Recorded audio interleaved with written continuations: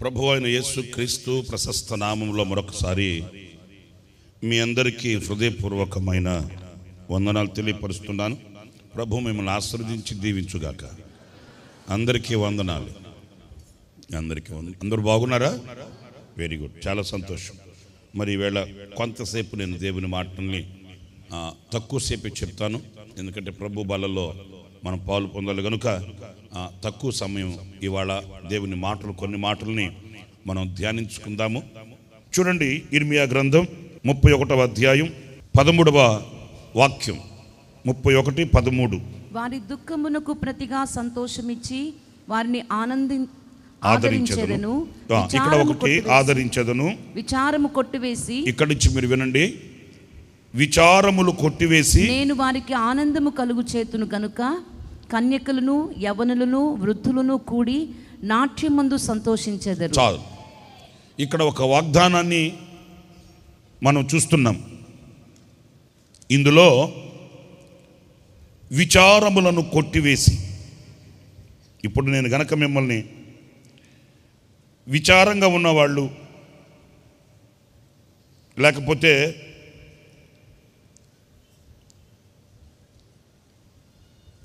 దిగులుతో, వేదనతో, ఏదో ఇంతో కొంత బాధతో ఉన్నవాళ్ళు ఎవరైనా ఉంటే లేచి నిలబడండి అన్నాను అనుకోండి, ఆరాధన చేయడానికి ఎట్లా వేసారో అట్లాగే అందరు లేస్తారు.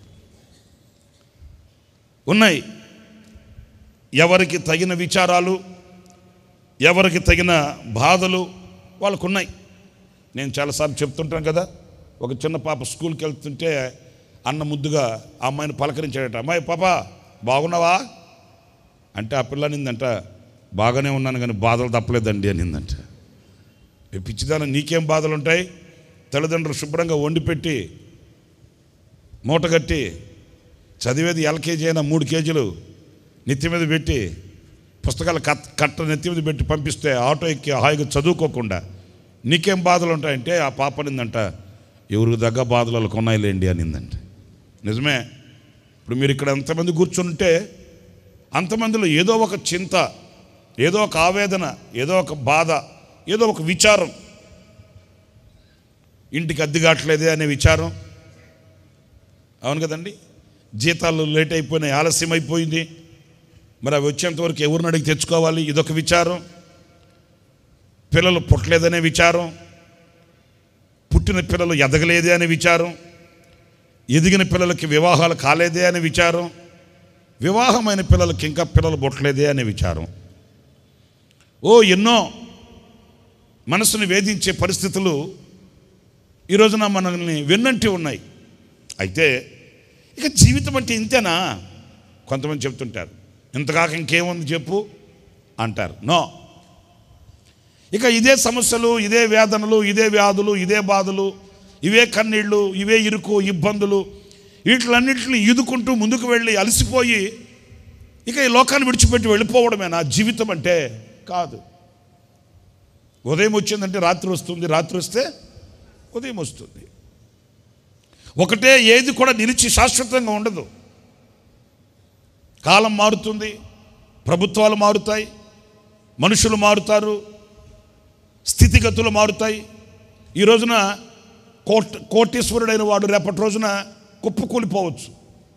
ఈ రోజున దీనస్థితిలో ఉన్నవాడు రేపటి రోజున కోటీశ్వరుడు కావచ్చు. ఈ రోజున త్రోసివేయబడిన వాడు రేపటి రోజున ఎంపిక చేయబడవచ్చు. ఎంపిక చేయబడిన వాడు త్రోసివేయబడవచ్చు. ఇవన్నీ శాశ్వతమైనవేమీ కాదు, మారుతూ ఉంటాయి. కాలాలు మారుతుంటాయి, పరిస్థితులు మారుతుంటాయి, అన్నీ కూడా. అలాగన్నప్పుడు మరి మనిషి జీవితం అనేది ఇదే వేదనతో, రోదనతో, విచారాలతో బ్రతుకుని అలాగే భారంగా ఈడ్చుకొని వెళ్ళడం కానే కాదు. చాలామందికి తెలియక అఘాయిత్యాలకు పాల్పడుతారు. నిన్నటి వల్ల ఈరోజు కాదు కదా, ఈరోజు వల్ల రేపటి రోజు కాదు కదా. నిన్న ఈ రోజును చూసి నువ్వు అలసిపోయేదానికంటే రేపటిని చూస్తే నీవు ధైర్యాన్ని పొందుకుంటావు కదా. అఘాయిత్యాలకు పాల్పడి, లేకపోతే వేరే వేరే నీచమైన కార్యక్రమాలకి తలపడి నిండు ఆయుష్శేషాన్ని ముగించుకోవడం, దేవునికి దూరం అయిపోవడం, శాశ్వతుడైన దేవునికి వెన్ను చూపడం, ఇలాంటి చీకటి అనుభవాలు పొడచూపుతూ ఉంటాయి. అయితే ఈ వాక్యంలో మనం గమనించినప్పుడు ఆ విచారములు ఏవైనప్పటికీ కూడా, ఒకవేళ మీరు ఏ ఏ అనుభవాలలో ఇక్కడికి వచ్చున్నారో నాకు తెలీదు, మీ అంతరంగం పరిశుద్ధాత్మునికి తెలుసు.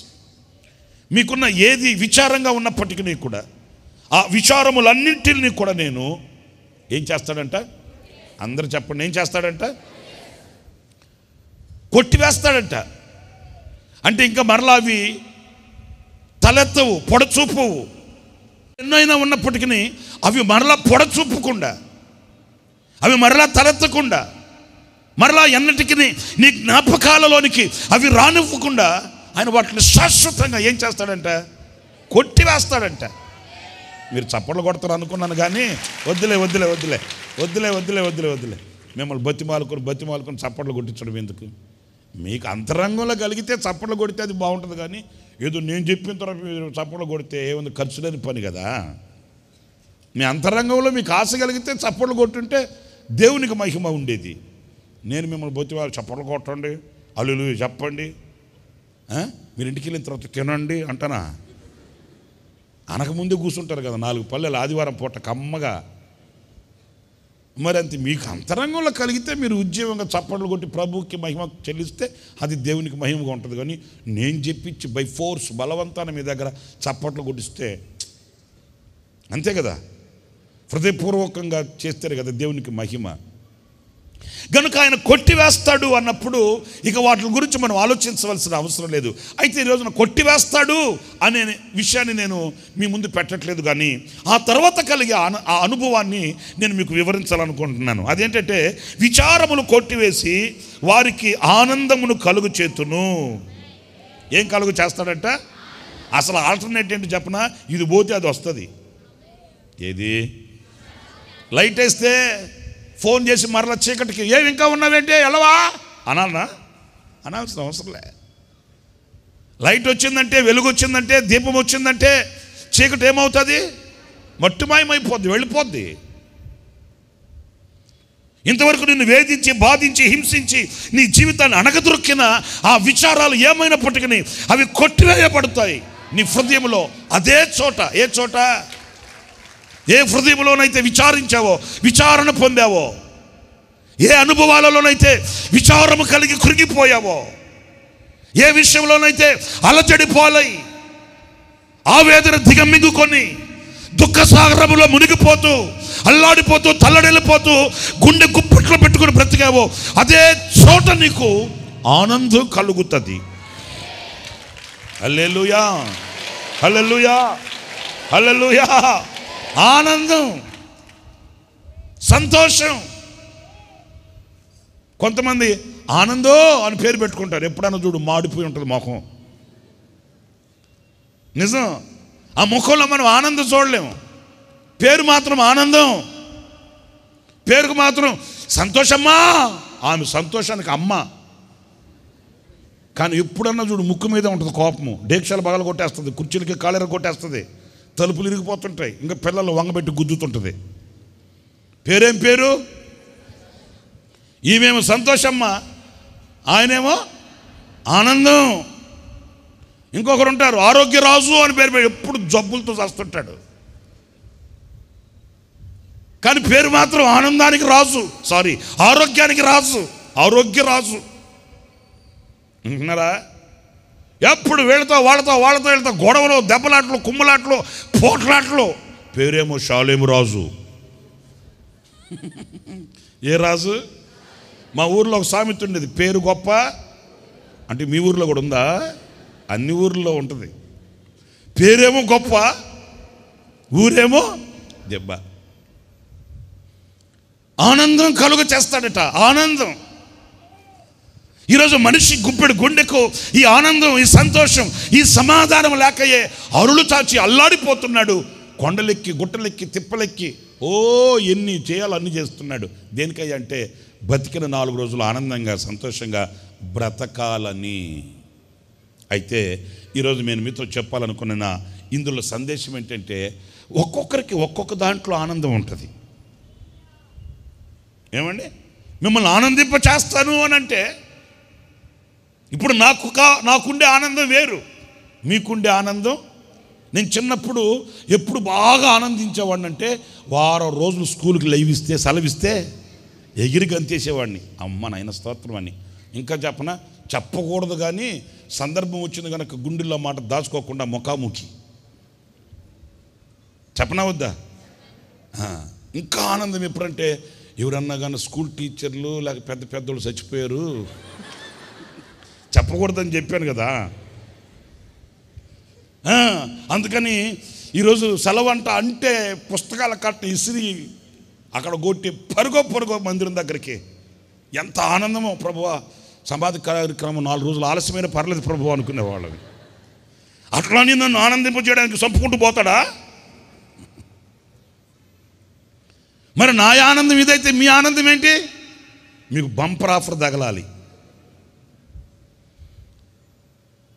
5 నెలల జీతం ఒకరోజు ఇచ్చేయాలి. ఇంకా మహిళా మండలి స్త్రీలకైతే నక్లీసు, ఒక్లీసు, డొక్లీసు ఏదో ఒకటి రావాలి. మీ ఆనందం ఆ ఆనందం అది. అట్లాగని నక్లీసు, ఒక్లీసు, డొక్లీసు కొనిపెట్టుకుంటూ కూర్చుంటాడా? మరి ఏ ఆనందం అది? దేనిలో కలిగే సంతోషం అది? ఎందు మూలాన వచ్చే ఆనంద సంతోష సమాధానాలు అవి. ఒకటి చూడండి, పరిశుద్ధ గ్రంథంలో పరమగీతాల గ్రంథంలో ఒక మాట కనిపిస్తుంది. పరమగీతాల గ్రంథంలో 2వ కీర్తన 3వ చరణం. అడవి వృక్షములలో జల్దరు వృక్షం ఎట్లున్నదో పురుషులలో నా ప్రియుడు అట్లున్నాడు. నా ప్రియుడు అడవి వృక్షములలో ఒక జల్దరు వృక్షం. అందరు చెప్పండి, ఏ వృక్షం? ఏ వృక్షం? ఆముదం చెట్టు కాదు, లేక వేప చెట్టు కాదు, లేక సపోటా చెట్టు కాదు, లేక మరొకటి అని కాదు. ఇక్కడ ఎస్పెషల్లీ ప్రత్యేకంగా ఒక ఘనతాస్పదమైన ఒక భాషా శైలి సంఘం షోలమితి వాడుతుంది. అదేంటంటే అడవి వృక్షములలో.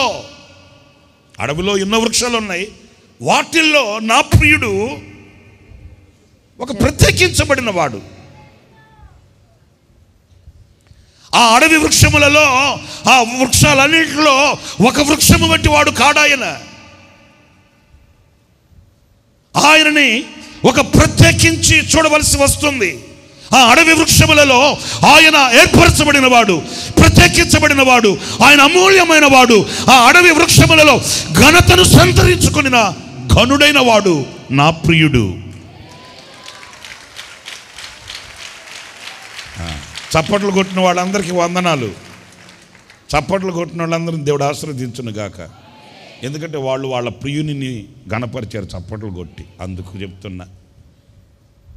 అంటే ఆ ప్రియునికి ఏదో ఒక విశేషం ఉంది. చాలా వృక్షాలు ఉన్నాయి, అందరూ కూడా మనుషులే. కానీ ఆ మనుషులలో నా ప్రియుడు ఎలాంటి వాడు అనంటే ఆయన సుందరుడు, ఆయన ధవళవర్ణుడు, రత్నవర్ణుడు, అతి కాంక్షణీయుడు. ఆయనను కొలవడానికి కొలబద్దలు లేనంతగా పరిశుద్ధుడైన వాడు. ఈ పరిశుద్ధుడైన దేవునిని 2 రెక్కలతో ముఖాన్ని కప్పుకొని, 2 రెక్కలతో శరీరాన్ని కప్పుకొని, మరో 2 రెక్కలతో ఎగురుతూ కోట్లాను కొలది దేవదూతలు ఆయనను పరిశుద్ధుడు పరిశుద్ధుడు అని గాన ప్రతిగానాలు చేస్తున్నారంట. మరి ఇంకెవరిని మీరు ఆరాధించరా? ఉంటేగా ఆరాధించడానికి. ఇంకెవరిని స్తుతించరా? ఉంటేగా స్తుతించడానికి. వేల్పులలో ఘనుడు, సమీపింపరాని తేజస్సులో ఒకే ఒక్కడు, ఆయన పేరే నజరేయుడైన యేసు. ఆయన ఒక్కడే ఆరాధనకు యోగ్యుడు, స్తుతులకు పాత్రుడు, దేవుడు అనుటకు యోగ్యుడు ఒకే ఒక్కడు. ఆయనను వేలాది దూతగణములు ఆరాధిస్తున్నారంట. హల్లెలూయా, హల్లెలూయా. ఇక్కడ సంఘం షోలమితి తమ ప్రియుని గురించి చెప్తుంది. నా ప్రియుడు జల్దరు వృక్షము వంటి వాడు. గతంలో నేను జల్దరు వృక్షాన్ని గురించి మీతో చెప్పాను. నేను ఆ విషయం మరలా జ్ఞాపకం చేయదలుచుకోవట్లేదు. అయితే ఇంకొక అనుభవం ఏంటంటే ఇక్కడ ఆనందభరితునై నేను అతని నీడను కూర్చుంటిని. ఎందుకు ఆనందం? నా ప్రియుడు ప్రత్యేకించబడిన వాడు, నా ప్రియుడు ఏర్పరచబడిన వాడు, నాకు ఆయన దగ్గర నీడ దొరికింది గనుక, నాకు ఆయన దగ్గర ఆశ్రయం కలిగింది గనుక నా ప్రియులను గురించి ఆనందం. హల్లెలూయా, హల్లెలూయా. అంటే దీనికి ఏమని టైటిల్ పెట్టాలంటే ప్రియుని గూర్చి ఆనందం. ఇష్టం లేని పెళ్లి చేశారనుకో, ఎవరికన్నా పెళ్లి కూతురు ముఖం చూడాలి, అప్పుడు ఎట్లుంటుందో నేను చెప్పాలన్నా వినాలన్నా. అదే సంతోషంగా ఇద్దరు సంబతి ప్రకారం పెళ్లి జరుగుతుందనుకో, అబ్బో ఏం ముసి నవ్వులో. ఈ మధ్య పెళ్ళిళ్ళకి దగ్గరికి వెళితే నాకు భలే ఆశ్చర్యం అనిపిస్తుంది. ఎందుకంటే చిన్నప్పుడు నేను కొన్ని పెళ్ళిళ్ళు చూస్తే పెళ్లి కూతురు సిగ్గుతో కూర్చొని ఉండేది. ముఖం మీద దోమతారు ఒకటి వేస్తారు. దోమతారే కదా అది? కాదా? ఏంటది? వేల. అంటే మీ బతుకంతా వేలే. ఏం చేద్దాం? కష్టపడి రెక్కలు ముక్కలు చేసి వేలు తీసుకుని వచ్చి ఇవ్వడమే. ఎందుకంటే అది వేలంట. తప్పదన్నా, కష్టం మంది వేలాడు, తప్పదా? దేవుడు ఎంత భాగ్యం ఇచ్చాడంటే మీకు, ఎంత కష్ట నష్టాల్లోనన్నా వేసుకుంటూ ఉంటారు, లెక్క వేసుకుంటుంటారు. మరలా ఏం చేద్దాం? మనకి ఆ భాగ్యం లేదు. ఒక అర్ధ గంట కూడా మన చేతుల్లో నిలబడవు. దేవుడు పెట్టిన స్థానం అది. మనం ఏం చేస్తాం?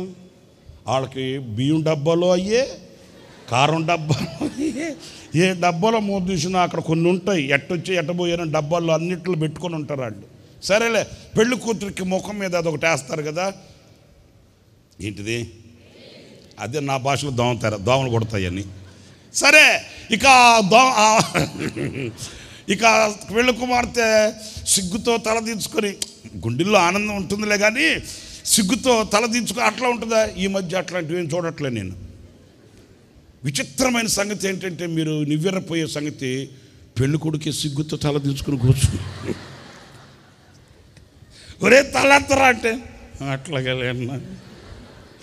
మొత్తం పెళ్లి కూతురే ఫోటో, అబ్బాయి ఇట్రా ఇట్రా, ఇంకొక స్టిల్ది నిజం. ఇక పెళ్లి కూతురే మెయింటెనెన్స్ మొత్తం. హలో అదిగా భోజనం పెట్టావా? ఆ భోజనం పెట్టు. కొంచెం దగ్గర సరుకు, దూరం వెళ్ళిపోతాం ఏంటి? దగ్గర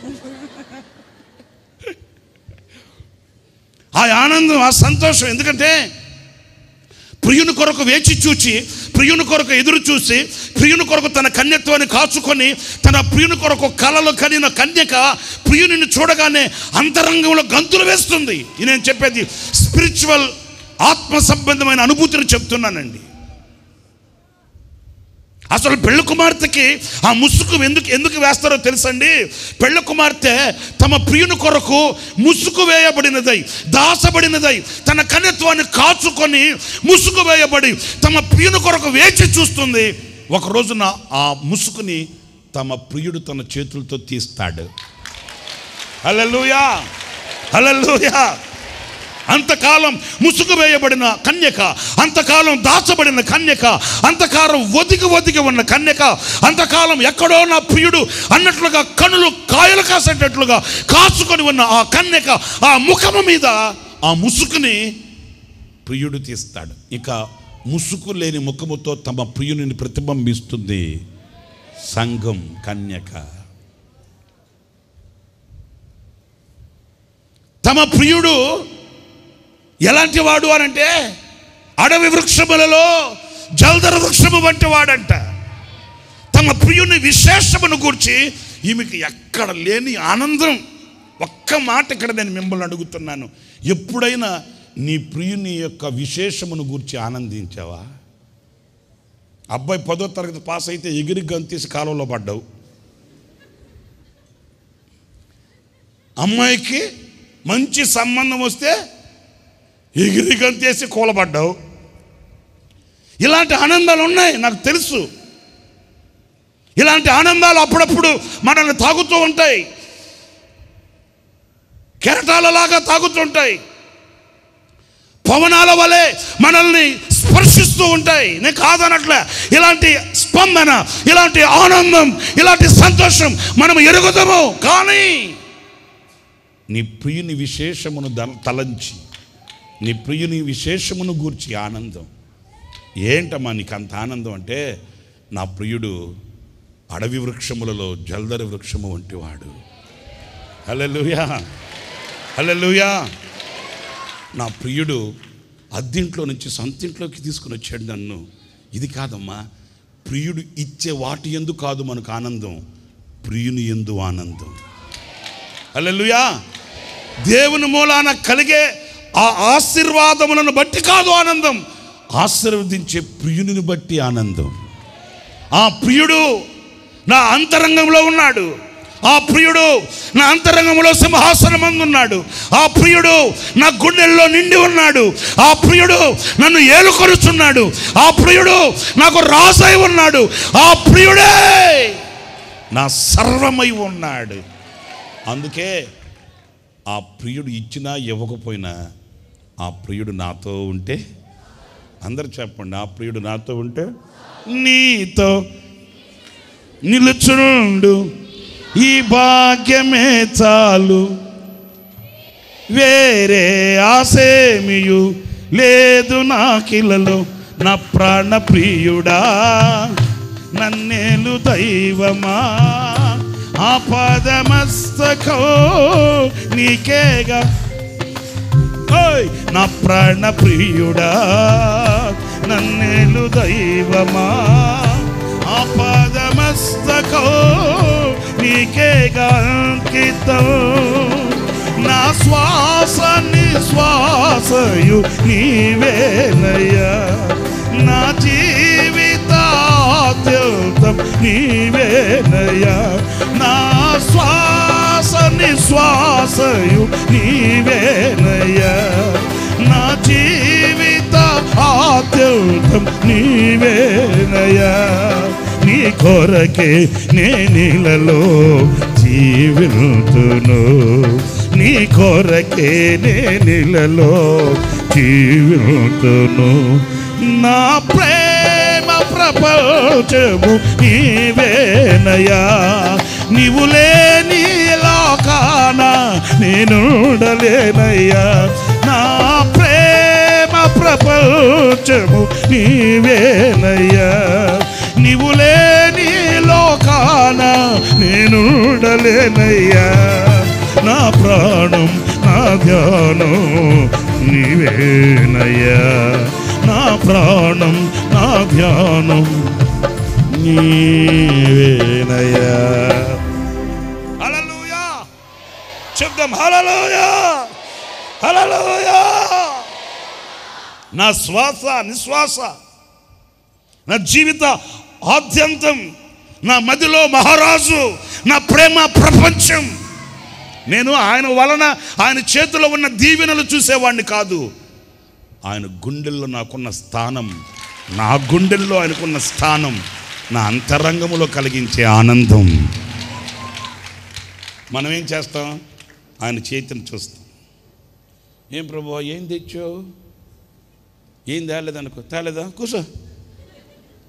అది ఏమన్నా తెస్తే దాయ్యా లోపలికి రా, గొప్ప దేవుడు అయ్యా నువ్వు, ఆదివారం సాక్షికం కూడా చెప్తా లేపేవా. బా ఆయన చేతిని చూడ్చేవాళ్ళం కాదు మనం, ఆయన మనస్సును చూసేవాళ్ళం. హల్లెలూయా, హల్లెలూయా. నా ప్రియమైన సహోదరులారా, ఈమె ఆనందం ఏంటంటే, నా ప్రియుడు ధవళవర్ణుడు, నా ప్రియుడు రత్నవర్ణుడు, ఆయన అడవి వృక్షములలో ఆయన జల్దర వృక్షము వంటి వాడు, పరిశుద్ధుడైన పవిత్రుడైన దేవుడు. ఆయన నీడను నేను కూర్చుని ఆనందభరితనైతే.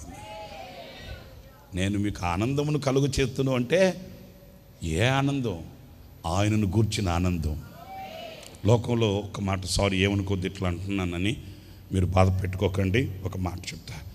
లోకంలో నీ కుటుంబం నీకు ఇవ్వలేని ఆనందం నా ప్రభు నీకు ఇస్తాడు. అవునండి. మీరు అంటారేమో, ఏమండే మీకేం తెలుసండి బాబా ఆ మాట అంటున్నావు, కుటుంబం ఇచ్చే ఆనందం ఎంత గొప్పదో నీకు తెలుసా? ఒకవేళ మీరు అట్లా నన్ను విమర్శిస్తారేమో నాకు తెలియదు, కానీ అది ఎంతవరకు శాశ్వతమో మీకు తెలుసు, నాకు తెలుసు, దేవునికి తెలుసు. ఒక్క మాట మాత్రం, నీ కుటుంబం నీకు ఇవ్వలేని ఆనందం. ఇంకొక మాట కూడా తెగించి మాట్లాడుతాను, నీ పిల్లలు నీకు ఇవ్వలేని ఆనందం. మురిసిపోతాం, పొట్టోడు కర్రోడు పుట్టాడని, అమ్మా నా ముక్కేనయ్యా, నా నోరేనయ్యా, అంత నేనేనయ్యా. అబ్బా వాడే అట్లా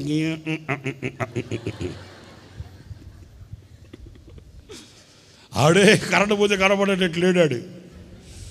టార్చ్ లైట్ వేసి చూడాలి, లేకపోతే దీపం వెలిగించి చూడాలి. అరే సామెలో ఎక్కడరా, మాయమ్మ ఇక్కడే ఉన్నాను, వాడే అట్లున్నాడు. ఇంక మా చెల్లెమ్మ ఎట్లుంటుంది మీకు తెలుసు. తాత్కాలికమైన ఆనందాలు ఇవన్నీ.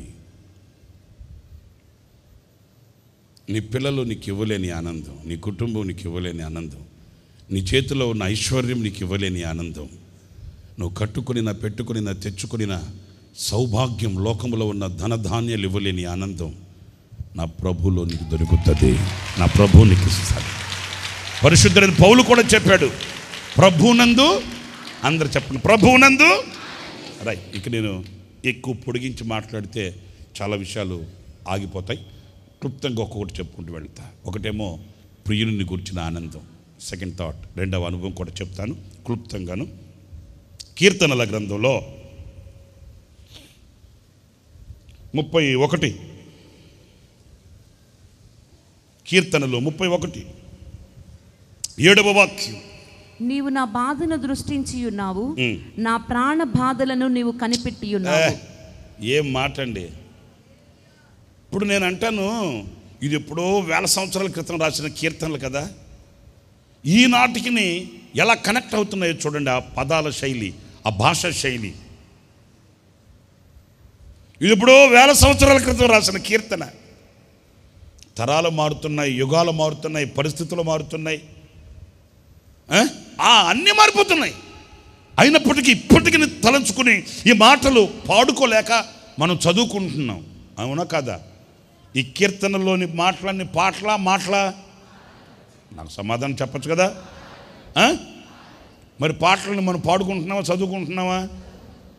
ఎందుకు పాడుకోలేము? మన పాటలే మనం సరిగ్గా పాడుకోలేక ఇంక దావీదు పాటలేం పాడతాం?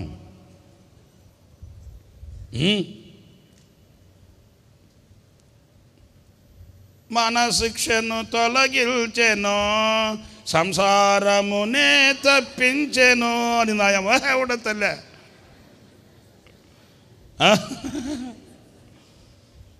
పాడే. నేను మచిలీపట్నంలో మన సహోదరులు కీబోర్డ్ వాయించి చంటి వాళ్ళ అన్న పెళ్ళికి వెళ్ళాము, అన్న అందరం కలిసి. వాళ్ళు పాటలు పాడడానికి ఎవరో ఒక పాపను తీసుకుని వచ్చారు, పాటలు పాడుతుంది. సరే అందరం భోజనం పెడితే అన్నతో కూడా మేము కూడా కూర్చుంటాం. భోజనం చేస్తుంటే ఒక అమ్మాయి పాటలు పాడతా, నా తాలింపంతా నీవే యేసయ్యా. అన్న తినేవాడు పక్కన కూడా, ఎవరురా తీసుకొచ్చింది ఆ పిల్ల? ఎవరో పాప, మనకి తెలియని పాప, క్రిస్టియన్ పాప కాదు, పిసిను పాటలు పాడుకుంటూ ఉంటుంది కదా. అట్లా పాప మా అమ్మాయికి తాలింపేంటే తలంపేంటే తెలియక, నా తలంపంతా నీవే యేసయ్యానంటే, ఆ పాప నా తాలింపంతా నీవు, ఎంతమంది నా కరివేపాకు నీవే యేసయ్యా అనలా. చూడండి, ఎప్పుడో వేల సంవత్సరాల క్రితం రాసిన కీర్తనలు ఇవి. ఆ భాషా శైలి, ఆ ముత్యం లాంటి ఆ వాడుక పదాలలో ఉన్న ఆ భావన చూడండి. నా బాధని ఇంకా కొంచెం డీపర్ ఎక్స్పీరియన్స్, ఇంకొంచెం లోతుగా వెళ్ళాడు. అక్కడున్న అనుభవాలను వెలికి తీశాడు, అక్కడున్న చీకటిని గుర్తించాడు. ఆ పదాన్ని, నా బాధని, అంతేకాదు నా ప్రాణ బాధని. అయ్యా బాబోయ్, నా ప్రాణ బాధని, ఆ స్టెప్ బై స్టెప్ వాడే ఆ పదాలలో ఉన్న ఆంతర్యాన్ని తలంచితే నిజం ఒక్కొక్కసారి గుండె గంతులు వేస్తుందండి.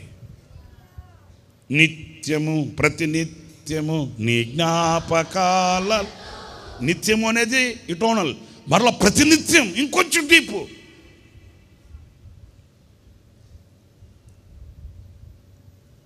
ఉన్నదానికి ఇంకొంచెం లోతైన అనుభవాన్ని జోడించడం. ఇక్కడ బాధ, అంతేకాదు ఇంకొంచెం వెళితే నా ప్రాణ బాధ. అయ్యా ప్రాణ స్నేహితులు ఉంటారు, ప్రాణ శత్రువులు ఉంటారు. ఇక్కడ చెప్పండి, ప్రాణబాధలు. ఆ అంటే తన ప్రాణంలో, తన ప్రాణానికి ఏదో ఒక బాధ. దీనిని నా భాషలో చెప్పాలంటే, నేను మీకు వివరించి చెప్పాలంటే, ఈ ప్రాణ బాధ అంటే మూగవేదన. దానికి భాష లేదు. మూగోడు మాట్లాడతాడా? అంటాడు, ఆడికి భాష రాదు. ఈ బాధకి కూడా భాష లేదు, ఎవరికి చెప్పుకోలేము, చెప్పుకున్న అర్థం కాదు, చెప్పిన వాళ్ళకి అది గోచరం కాదు, వివరించలేని ఆ మూగ వేదన, ప్రాణానికి ఉన్న మూల్గు. కొంతమంది పడుకొని ఆ బాధని ఎలాగా వ్యక్తపరచాలో తెలియక మూలుగుతుంటారు. నాకు తెలుసు, మూలుగుతారు. నా ప్రాణ బాధని నీవు కనిపెట్టి ఉన్నావు. ఎవరు కనిపెడతారేంటి?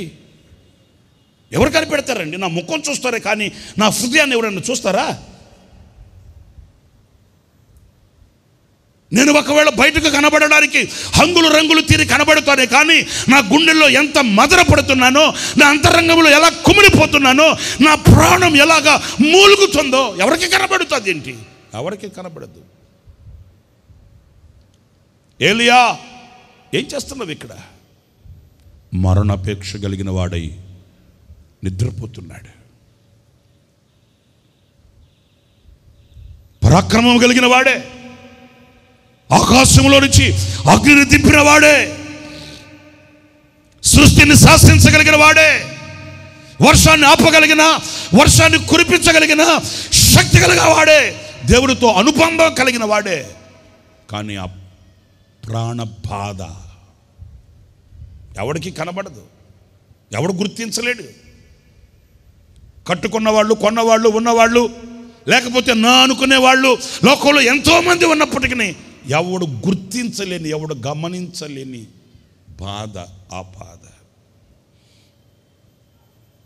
కానీ ఈ పూట నా ప్రభు నీతో చెప్తున్నాడు, మనతో చెప్తున్నాడు, నీ ప్రాణ బాధను నీవు కనిపెట్టి ఉన్నావు. నేను కనిపెట్టి ఉన్నాను, నేను కనిపెట్టి ఉన్నాను. చప్పట్లు కొడితే బాగుంటుంది.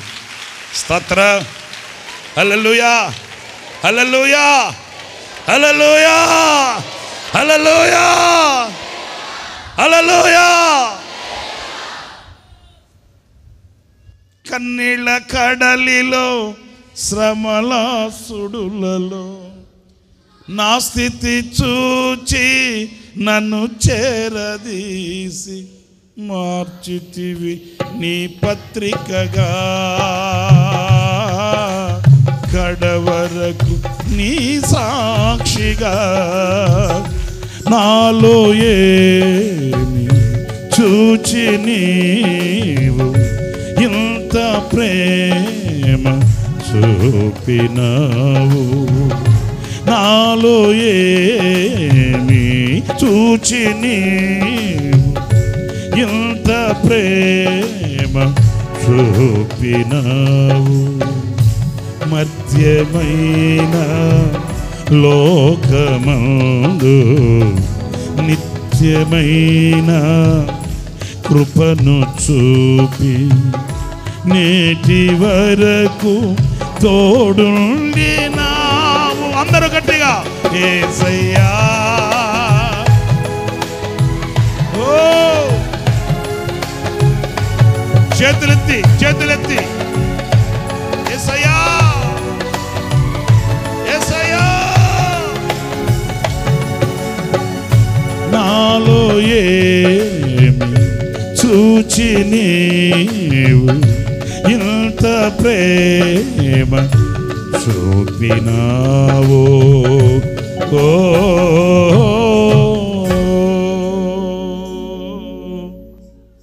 నా ప్రియ సహోదరులారా, అధైర్యపడిన వాడై, గుండె చెదరిన వాడై, అలసి సొలసి సొక్కి సొమ్మసలిపోయి విరక్తి చెంది బదలి వృక్షం క్రింద ప్రార్థన చేసి పడుకున్నాడంట. ఎవరికి తెలియదు ఆ సంగతి. అమ్మకు తెలియదు, నాన్నకు తెలియదు, అక్కకు తెలియదు, చెల్లికి తెలియదు, అన్నదమ్ములకు తెలియదు, లేకపోతే స్నేహితులకు తెలియదు. అది ప్రాణ బాధ. ఆకాశమందున్నవాడు కనిపెట్టాడు. ఆకాశమందున్నవాడు చూశాడు. లే, ఇక్కడి నుంచి లేగో. నీ ఎడల నా సంకల్పం ఏంటి? నీ ఎడల నా ఉద్దేశం ఏంటి? ఎంత గొప్ప ప్రణాళికని నీ ఎడల నేను సిద్ధపరిచి ఉన్నాను. అలసిన నీవు ఎక్కడ గొప్ప కూలిపోవడం ఎంతవరకు సబబు? లే, వద్దు ప్రభువా, నన్ను చంపే, నన్ను తీసే. అరే పిచ్చోడా, నువ్వు రాజులను అభిషేకించాలి. హల్లెలూయా.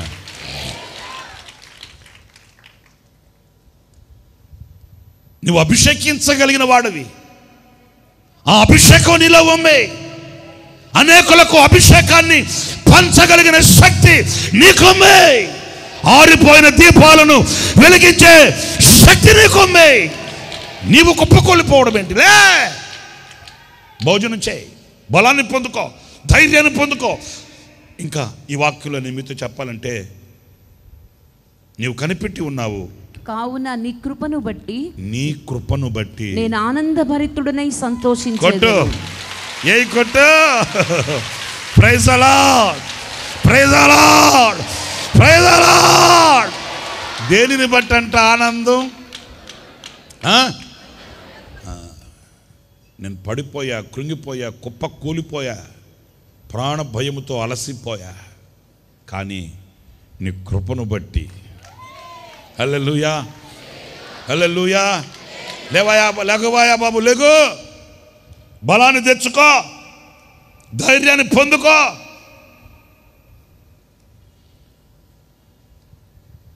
ఆ ప్రాణ బాధను విడిచిపెట్టు. నేను నీకు ఇచ్చే కృపను తలంచు. ఆ కృపను తలంచినప్పుడు ఆనందం, కృపను బట్టి ఆనందం.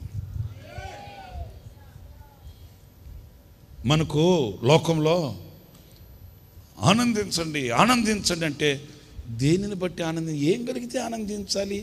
ఏం వస్తే ఆనందించాలి? ఏమి నాకు మేలు కలిగితే ఆనందించాలి? మేలు కలిగితే కాదు, నేటి వరకు ఆయన చూపిన అత్యున్నతమైన కృప. అందరు చెప్పండి ఏంటది? అందరు చెప్పండి ఏంటది? ఇక్కడ కూడి ఉన్న మీ అందరిలో ఇంత జనసమూహం కింద హాల్లో కూర్చొని ఉన్నారు. ఓకే, మీ అందరిలో వ్యక్తిగతంగా నేను మిమ్మల్ని అడుగుతున్నాను. నాకు కృప నాకు ఏమీ చేయలేదు, లేకపోతే నాకు కృప అవసరం లేదు అని చెప్పగలిగిన వాళ్ళు ఎవరైనా ఉన్నారంటే ఏ ఒక్కరు కూడా సాహసించలేదు. ఎందుకంటే శ్వాస పీల్చి శ్వాస విడుస్తున్నామంటే ఆయన కృప. ఆ కృప తప్ప వేరొక్కటి ఆధారం మన దగ్గర ఏమీ కూడా లేదండి. ఆ కృపే దీనులను లేవనెత్తింది. ఆ కృపే దుఃఖ సాగరంలో నుంచి మనల్ని లేపింది. ఆ కృపయే ఈ అలజడులలో సమభూమిపై మనలను నిలిపింది. ఆ కృపయే మనలో నిక్షిప్తమై మోడుకు చిగురుని పుట్టించింది. ఆ కృపే గనక మనకు దూరం అయిపోతే, ఆ కృపే మనకు లేకపోతే మన బ్రతుకులో ఎప్పుడు కూడా దైవ ప్రత్యక్షత కలిగిన వారమై ఈ రోజున ఇలాగ దైవ సన్నిధిలో కూర్చునే అర్హులము కాదండి. ఈ ప్రాణ బాధ ఎన్నో అలుముకున్నప్పుడు, చీకటి మేఘము వలె మనల్ని కమ్ముకున్నప్పుడు ఆయన కృప. నేను ఇంకా మీకు అందులోని విషయాల్ని నేను మీతో చెప్పాలంటే, కృప ఒక వ్యక్తిని ఎంత అంటే ఆ ఇరుకైన చోట ఎలా విశాలతను కలుగు చేస్తుంది, గుండె పిండేసే పరిస్థితుల్లో ఆ కృప ఎలా మనిషిని ఆదరిస్తుంది అని గనక మనం పరిశుద్ధ గ్రంథంలో మనం చదివినప్పుడు మన పితరుల యొక్క అనుభవాల్లో కొన్ని సందర్భాలు మనకి ఎంతో స్థైర్యాన్ని కలిగిస్తాయండి. ప్రాముఖ్యంగా రాజులలో గనుడు దావీదు. ఏ రాజును గురించి కూడా లేదు ఇతడు నా హృదయానుసారుడు అని. ఎవరిని గురించి మాత్రం రాసింది? దేవుని హృదయాన్ని ఎరిగిన వాడంట. దేవుడు మన హృదయాన్ని ఎరగడం కాదు. నాకు తెలుసులేరా నీ బతుకు అంటాడు దేవుడు మనల్ని చూసి. అదే మనం దేవుని చూసి ప్రభువా నీ హృదయం నాకు తెలుసులే అనగలమా? తెలీదు. ఎందుకంటే అది ఎంత విశాలమైందో. అంత విశాలమైన హృదయాన్ని గుర్తించగలిగిన వాడు, ఎరిగిన వాడు దావీదు. దావీదు జీవితంలో మనం చూస్తామండి. ఆయన అడుగడుగున శత్రువు చేత తరం పడ్డాడు. మీరు తర్వాతైనా చూసుకోండి. కీర్తనల గ్రంథంలో దావీదు రాసిన కీర్తనలు ఎక్కువ శాతం శత్రువులను గురించి వ్రాసిన కీర్తనలే కనిపిస్తాయి. ఎక్కువ శాతం కొన్ని కీర్తనలు మాత్రమే ప్రభువుని తలంచినట్లు ఆయన ముందు పెట్టుకొని రాసిన కీర్తనలు ఉంటాయి. కానీ ఎక్కువ శాతం శత్రువులతో తరమబడుతూ, శత్రువులతో వేధింపబడుతూ, బాధింపబడుతూ, అల్లల్లాడిపోయి ఏం చేయాలో అర్థం కాని అయోమయంలో ఆ అగమ్య గోచరమైన పరిస్థితుల్లో రాసుకున్న కీర్తనలు ఎక్కువ కనిపిస్తాయి. ఎందుకంటే ఎంత అతడు తరమబడ్డాడో, ఎంత నలపబడ్డాడో, ఎంత మొత్తపడ్డాడో అంత ఉన్నతమైన కృపను పొందుకున్నవాడు దావీదండి. హల్లెలూయా, హల్లెలూయా. ఎంత నలపబడ్డాడో, ఎంత తరమబడ్డాడో, ఎంత మొత్తపడ్డాడో, ఎంత మరణమై స్మరణకు వాని వలె అతడు తృణీకరించబడ్డాడో అంత ఉన్నతమైన కృపను పొందుకున్నాడు. కృపను గూర్చి దావీదు నోట ఎక్కువ పాళ్ళు మనం వింటాము. ఆకాశము కంటే ఎత్తైన నీ కృప, ఉన్నతమైన నీ కృప, ఉత్తమమైన నీ కృప, శాశ్వతమైన నీ కృప. తోడు ఉన్నవాళ్ళు ఒకవేళ కనుమరుగైపోవచ్చు, విడిచిపెట్టి వెళ్ళిపోవచ్చు. కానీ విడువని శాశ్వతమైన కృప, శాశ్వతమైన కృప నేను నీకు చూపుతున్నానని ప్రభు చెప్పాడు. ఆ కృప యందు ఆనందం, ఆ కృప యందు సంతోషం. ఆ కృప నన్ను విడువదు, ఆ కృప నన్ను మర్చిపోదు, ఆ కృప నన్ను దూరం కాదు. ఆ కృప నాతో ఉన్నంత కాలం నేను ఒంటరిని కాను. ఆ కృపను తలంచినప్పుడు కలిగే ఆ ఆనందంలో మనం నిలిచి ఉండాలి. స్తోత్రం కలుగుగాక. హల్లెలూయా. మీరు దావీదు చరిత్రలో మీరు చదువుతారు, నేను సౌలుకు దూరం చేసినట్లు, నేను సౌలుకు దూరం చేసినట్లు నా కృప నీకు దూరం చేయను. సౌలు ఆ కృపను పోగొట్టుకున్నాడు. సౌలు అహంకారపు బుద్ధితో, లోకపు ఇచ్చలతో సౌలు నా కృపకి దూరమైపోయాడు. నీకు అలాగా నా కృప నేను నీకు దూరం చేయను, నీ సంతతికి నేను దూరం చేయను. ఒకవేళ నీ సంతతి ఏదైనా అతిక్రమం చేస్తే శిక్షిస్తాను, గద్దిస్తాను, కొడతాను, కానీ వాళ్ళని మరలా నేను మార్గంలో తెచ్చుకుంటాను, కానీ కృప దూరం చేయను. ఆమేన్. హల్లెలూయా, హల్లెలూయా. నా ప్రియమైన సహోదరులారా, మనకు దేనిలో ఆనందం అంటే ఆయన కృపలోనే మనకు ఆనందం. ఆ కృపను తలంచుకుంటేనే ఆనందం. ఆ కృపలో ఉన్నవానికి ఆనందం, సంతోషం. ఇంక వేరే విషయంలో వేరే ఆ అనుభవాల్లో కాదు. సరే, ఆ టైం అయిపోతుంది. ఇంకొక 15 నిమిషాలే ఉంది. ఆ 15 నిమిషాల్లో ఇంకొక మాట కూడా చెప్పి ప్రభు బల్లోకి మనం వెళ్ళిపోదాం. అది 3వ విషయం ఏంటంటే అపోస్తలుల కార్యాల గ్రంథం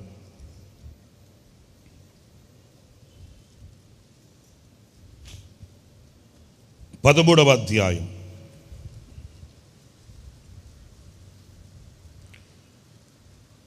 52వ వాక్యం చదువుతారు.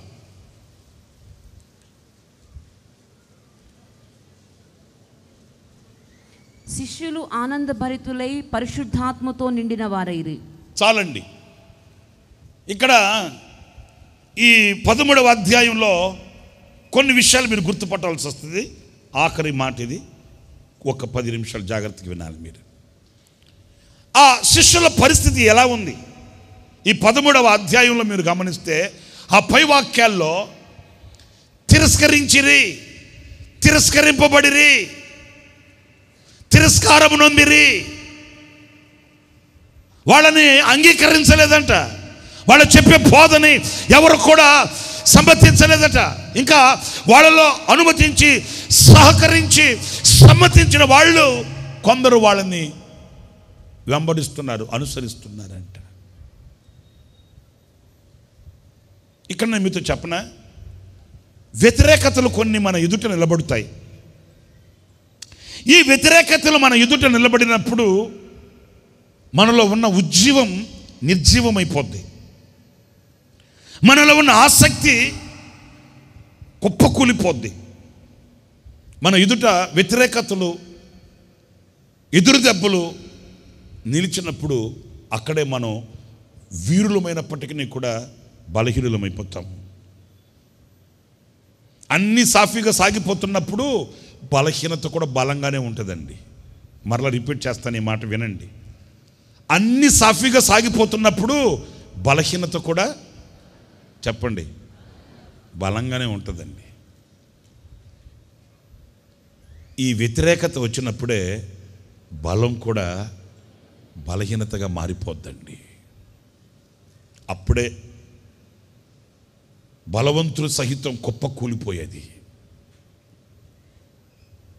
సామర్థ్యత ఉంది, మంచి జ్ఞాన సంపద ఉంది, టాలెంట్ ఉంది, ఏమి చేయడానికైనా శక్తి సామర్థ్యతలు ఉన్నాయి. కానీ ఎదుట నిలిచిన ఈ అసమ్మతి లేక ఈ వ్యతిరేకతలు మనలో ఉన్న బలాన్ని కృంగతీసేస్తాయి. బలవంతుడు కూడా అడుగు ముందుకు వేయాలంటే సంశయిస్తాడు. ఏదొచ్చి పైన పడుతుందో, ఇది ఎలా దారితీస్తుందో, ఇది ఎక్కడికి వెళుతుందో అనే ఆలోచనలు పడిపోతాడు. కానీ వింతైన ధోరణి ఈ వాక్యంలో మనం గమనిస్తే, ఈ 13వ అధ్యాయం మొదట్లో మనం చదువుకుంటూ వస్తే వాళ్ళని ఆ వాక్యాన్ని చదువమ్మా పైన. అన్యజనులు ఆ మాట విని సంతోషించి దేవుని వాక్యమును మహిమపరచిరి, మరియు నిత్య జీవమునకు నిర్ణయింపబడిన వారందరూ విశ్వసించిరి. నిత్య జీవమునకు నిర్ణయింపబడిన వాళ్ళేమో విశ్వసించారు. ప్రభు వాక్యము ఆ ప్రదేశమందంతట వ్యాపించెను గాని యూదులు భక్తి మర్యాదలు గల స్త్రీలను, ఆ పట్టణపు ప్రముఖులను రేపి పౌలునకు బర్నబాకును హింస కలుగు చేసి. ఏం కలుగు చేశారంట? మంచి చేసే వాళ్ళకి హింస ఏంటంటే? పౌలు బర్నబాలు చేసింది మంచి చెడా? వాళ్ళు చెప్పింది దుర్వార్త సువార్త? వాళ్ళు వెలుగుని స్థాపించారా? చీకటిని కలుగు చేశారా? మనసును వికసింప చేశారా? మనసును పాడు చేశారా? అరే, మేలు చేసే వాళ్ళకి హింస ఏంటండి? మేలు చేసిన వాళ్ళకి ఈ రోజున చోటు కలగడం ఏంటండి? మేలు చేసిన వారికి ఈ రోజున బాధలు కలగడం, హింసలు కలగడం, అవమానాలు కలగడం, ఇది ఎంతవరకు? ఈ చిన్న మనసు తట్టుకోలేదు. ఆకలితో ఉన్న వాళ్ళకి అన్నం పెట్టానే, ఆదరణ లేక కొట్టుబెట్టులాడుతున్న వారిని హక్కున చేర్చుకున్నానే, అనాథులైన వారికి నీడ చూపానే, నేను అనేకులను ధైర్యపరచానే, అనేకులను బలపరచానే, అనేకులను నేను దేవుని సన్నిధికి నడిపించానే. నాకేంటి ఈ హింస? క్రైస్తవ లోకమా, క్రైస్తవ సహోదరి సహోదరుడా, దేవుని సంఘమా, జాగ్రత్తగా వినాలి. మన పితరులకి సన్మానాలు జరగలేదు. మన పితరులకి వేదికలేసి పొగడతలు కురిపించలేదు. మన పితరుల్ని గగనానికి ఎత్తలేదు. ఈ మహిమ కలిగిన ఈ పరిచర్యలోను, అలాగే ఈ యొక్క సన్మార్గంలోను, ఈ భక్తి మార్గంలోను నడుము కట్టుకొని, నోరు కుట్టుకొని, కడుపు కట్టుకొని పవిత్రతను ఆకాంక్షించిన ప్రజలకి హింసలే వచ్చాయి. ఇంకా వాక్యాన్ని చదువుతారు, వినండి. మరలా చదువమ్మా. మైక్. పౌలునకు బర్నబాకును హింస కలుగు చేసి వారిని తమ ప్రాంతముల నుండి వెళ్ళగొట్టిరి. అయ్యో బాబోయ్, ఏం పాపం చేశారండి వాళ్ళు? ఏం పాపం చేశారండి? నువ్వు ఉండేదానికి వీల్లేదు, మీరు ఉండేదానికి వీల్లేదు, మీరుంటే మేము ఒప్పుకోము, ఈ ప్రాంతాన్ని విడిచిపెట్టి వెళ్ళిపో, లేకుండా ఏది? ఆ ప్రాంతాన్ని పట్టిన చీడని, ఆ ప్రాంతాన్ని పట్టిన పీడను తొలగించి అక్కడ వెలుగును స్థాపించి ప్రజలలో ఒక మార్పును తీసుకుని వచ్చి ప్రజలకు కావలసిన దైవత్వాన్ని నేర్పించిన వాళ్ళని వెళ్ళగొట్టారంటండి. వీరు తమ పాదధూళిని వారి తట్టు దులిపివేసి ఇకోనియాకు వచ్చిరి. అయితే శిష్యులు ఆనందభరితులై పరిశుద్ధాత్మతో ఇది మనకు కావాల్సిన సబ్జెక్ట్.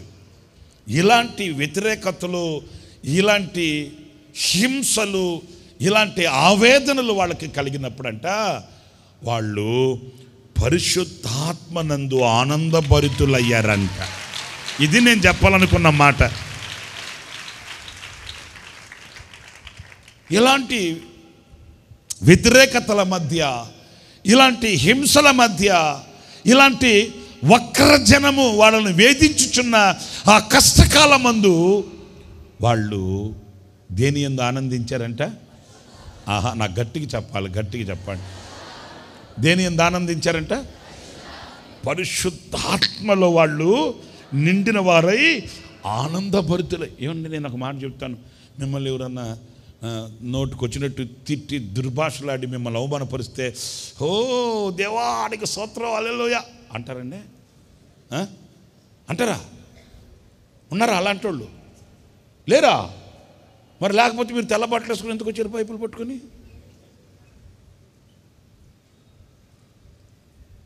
సంఘం ఇలాంటి అవమానాల మధ్య, ఆటంకాల మధ్య, అవరోధాల మధ్య, అభ్యంతరాల మధ్య ఆనందించేదే దేవుని సంఘం అండి బాబోయ్.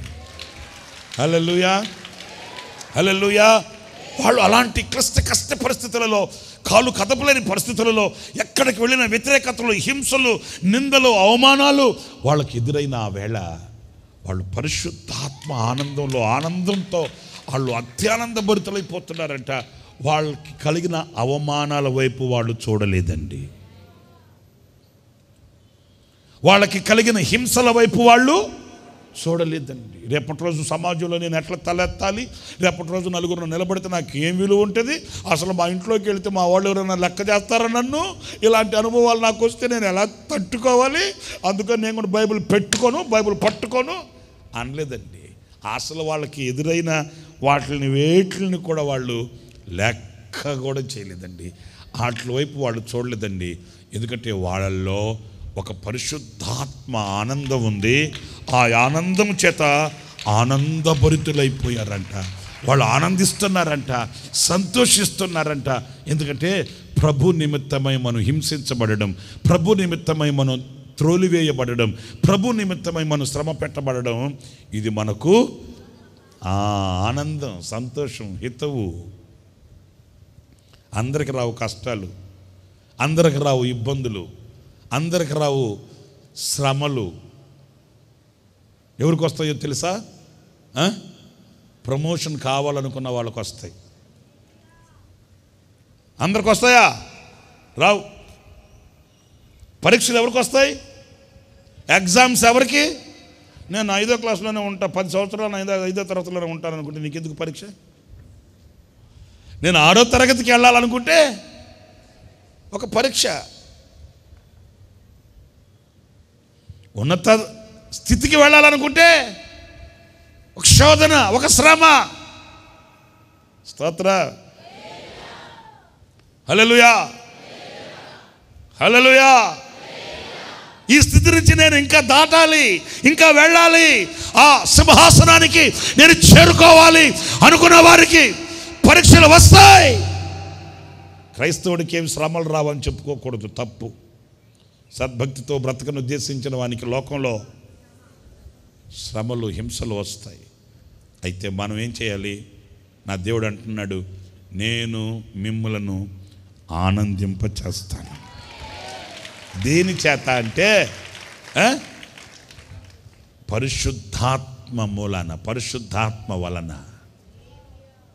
యేసుక్రీస్తు అదే చెప్పండి, నేను వెళ్ళి తండ్రిని వేడుకొని ఆదరణకర్తను పంపిస్తాను, ఆయన మీతోనూ, చెప్పండి, మీతోనూ, ఇక ఆ ఆనందం మనల్ని విడిచిపెట్టిపోదు, మీతోనూ మీలోనూ ఉంటాడు, మీతో నడుస్తాడు, మీలో ఉంటాడు, మీతో ఉండి ఆయన మార్గం సరళం చేస్తాడు, మీలో ఉండి ఎక్కడ మీరు అలసి సొలసి సొక్కిపోకుండా ఎదురవుతున్న ప్రతి పరిస్థితుల్లో మీలో ఉండి మీకు ఒక ఆనందాన్ని కలుగు చేస్తాడు, ఆనందాన్ని పుట్టిస్తాడు.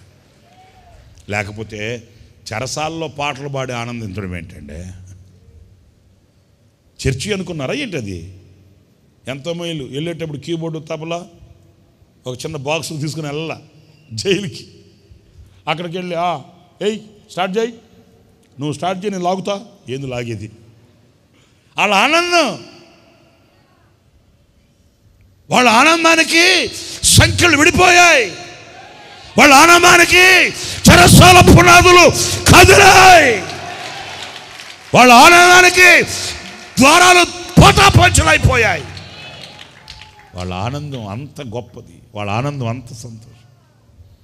సణుక్కోలేదు, గొణుక్కోలేదు. నాకెందుకు ఇలా జరిగింది, నాకెందుకు ఇలా వచ్చింది, నేను ఎందుకు ఇలా అయిపోయాను, నాకేంటి, ఫ్యూచర్ ఏంటి, నా పిల్లలేంటి, నా ఇల్లు ఏంటి, నా ఒళ్ళేంటి, ఇవి ఏమి ఆలోచించలేదు. అంతరంగమందు ఆత్మలో నింపబడ్డారు, అంతరంగమందు వాళ్ళు పూర్ణులయ్యారు. పరిశుద్ధాత్మ ఆ ఆనందం, పరిశుద్ధాత్మ ఆనందం, ఆ ఆనందం వాళ్ళల్లో అద్భుతాలు చేయించింది. మనకేమో ఆ ఆనందం ఉండదు. చిన్న జరిగితే సణుగులు.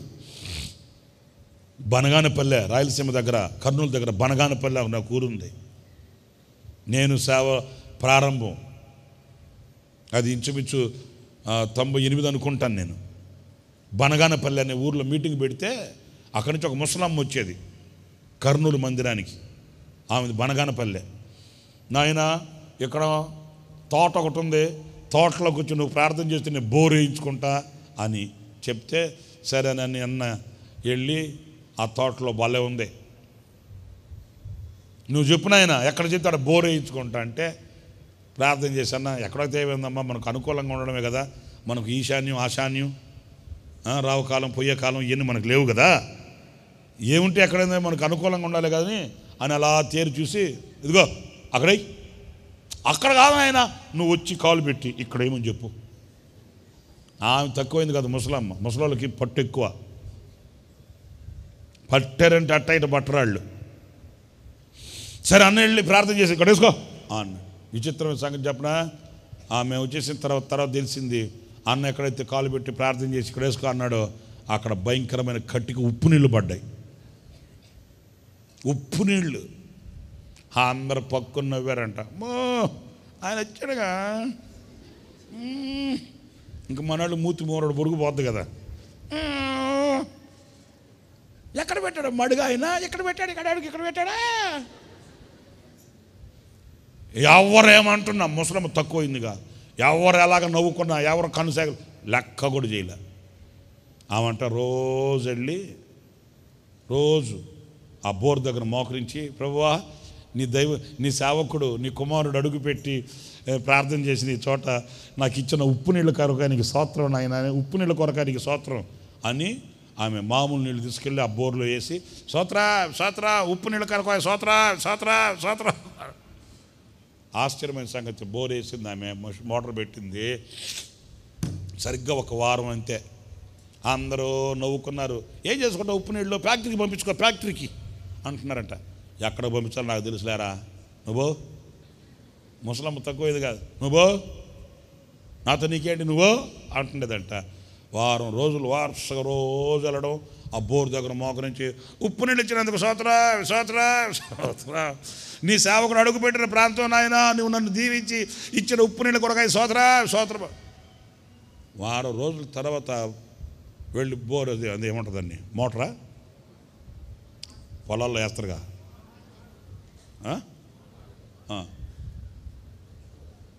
మీరు మాట్లాడరు, నన్ను మాట్లాడినరు, మీకుండే కృప అట్లాంటిది.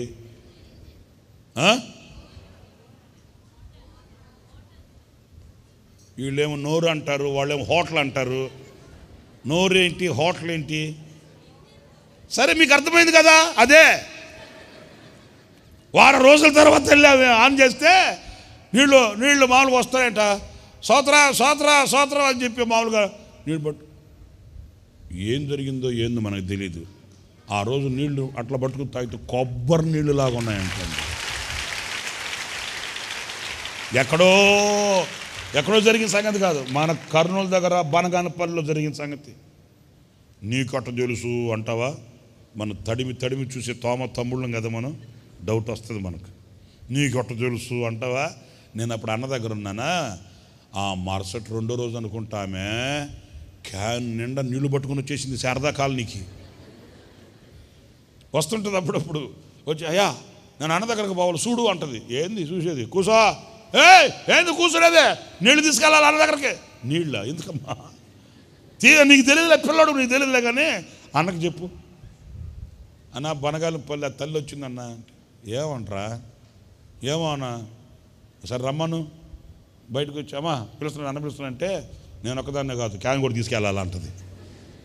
క్యాన్ ఆడ పెట్టిపోమంటే, ఉండేదంతా దాంట్లోనే ఎడ పెట్టిపోమంటే తీసుకెళ్ళి అన్నకి ఆమె చెప్తుంది, అన్న ఉప్పు నీళ్ళు పడ్డాయన్న.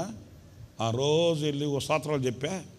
దేవుడు అనుకుంటాడు, ఈ మహాతల్లి ఉప్పు నీళ్ళకి ఎన్ని స్తోత్రాలు చెప్పిందంటే నేను మంచినీళ్ళు లేకుండా ఉండకూడదురా బాబు అనుకున్నాడేమో. మార్చి పడేసాడు అంతే.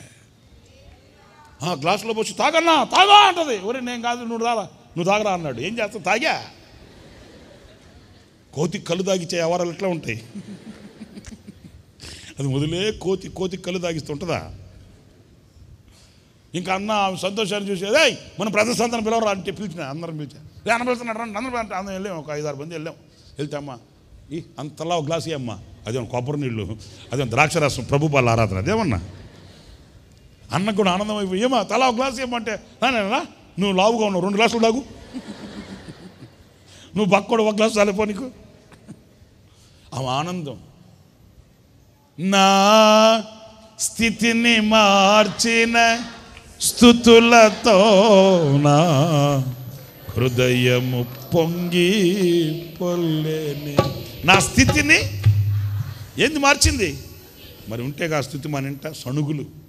ఈ బట్టలేనా, ఇది సొక్కాయేనా, వీడు మొగుడేనా,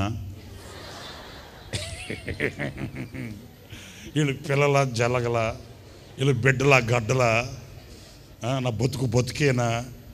సణుక్కోకపోతే స్తుతించు ప్రభుని. ఇరుకులో విశాలతను కలిగించే దేవుడు కదా మన దేవుడు. మరణంలో జీవాన్ని పుట్టించే దేవుడు కదా మన దేవుడు. హల్లెలూయా. చీకటిలో వెలుగునిచ్చే దేవుడు కదా మన దేవుడు. వాళ్ళకి అన్ని హింసలు, అన్ని ఆవేదనలు, అన్ని అభ్యంతరాలు, వాళ్ళని ఊరిలోంచి బయటకు తరివేశారు. అయినప్పటికీ ఆనందభరితులయ్యారంట. పరిశుద్ధాత్మ యందు. పరిశుద్ధాత్మను పొందిన వాని నోట సణుగులు రావు. పరిశుద్ధాత్మను పొందిన వాని నోట, వాని గుండెల్లో చేదైన అనుభవాలు, కీడు కలిగిన స్తుతిస్తాడు. చేదైన అనుభవాలు వచ్చిన స్తుతిస్తాడు. యెహోవా ఇచ్చెను, యెహోవా తీసుకునిను, ఇక మీదట నేను చర్చికి వెళ్ళను. యెహోవా ఇచ్చెను, యెహోవా తీసుకునిను, ఇంకా ఇంట్లో ఉండే బైబిల్ కూడా పక్కింటోళ్ళకి ఇచ్చేస్తా, వద్దు నాకు వద్దు ఈ భక్తి అన్నాడా? లేదు. ఆయన ఇచ్చాడు, ఆయన తీసుకున్నాడు, ఆయనకే మహిమ. ఇచ్చినా ఆయనకే మహిమ, తీసుకున్నా మనమేమో ఇస్తే ఆయనకే మహిమ, ఇవ్వకపోతే నాకే మహిమ. అలా కాదు. స్తుతించి పరిశుద్ధాత్మ యందు ఆనందం. 3 విషయాలు నేను మీతో చెప్పాను. 1 ప్రియుని యందు ఆనందం, 2 కృప యందు ఆనందం, 3 పరిశుద్ధాత్మ యందు ఆనందం. లేచి నిలబడండి, ప్రార్థన చేసుకుందాం.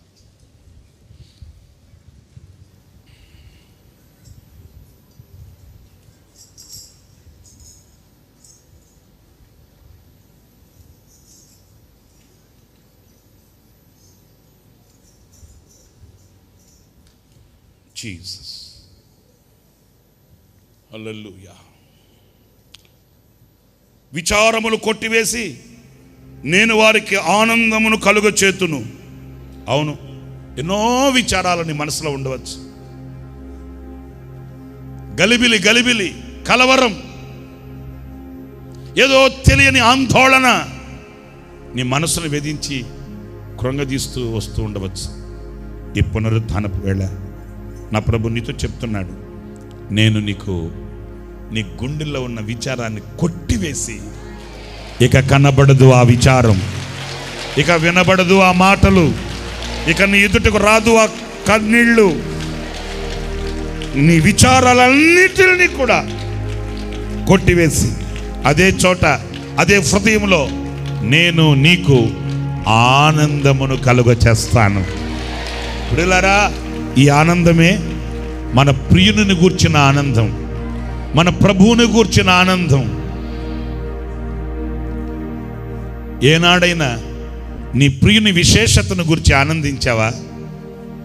నీ ప్రియుని నీ గూర్చిన సుగుణములను బట్టి ఆనందించావా? ఆ ప్రియుని గూర్చిన ఆనందం నీ గుండెల్లో కనబడుతుందా? ప్రభువా, నాకు ఈ లోకంలో ఎన్ని ఉన్నా ఏమి లేకపోయినా నీవు నాకు దొరికావయ్యా, నీవు నాకు దొరికావు నాయనా, నీ సహవాసం నాకు దొరికింది నాయనా, నీ ప్రేమ నాకు దొరికింది ప్రభువా, నీ ఆదరణ నాకు దొరికింది నాయనా, నీ తోడు నాకు దొరికిందయ్యా.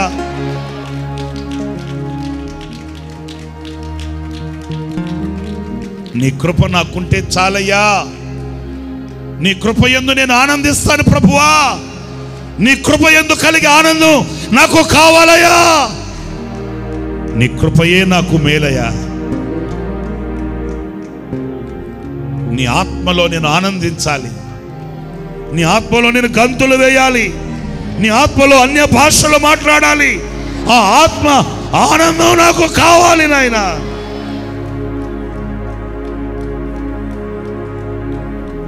ఓ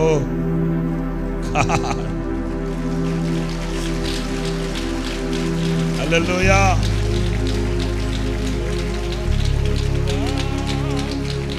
ప్రేమా పూర్ణుడా, స్నేహశీలుడా,